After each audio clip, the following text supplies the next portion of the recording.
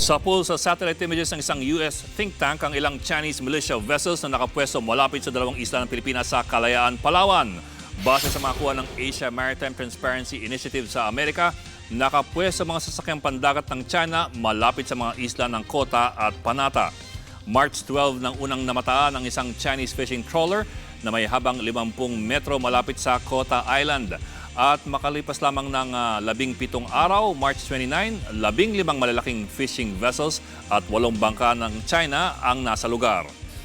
Base sa report ng AMTI, walang senyales na nangingisda ang mga nasabing militia vessels ng China, pero nakababa ang kanilang mga angkla. Wala pang tugon ng palasyo sa nasabing report.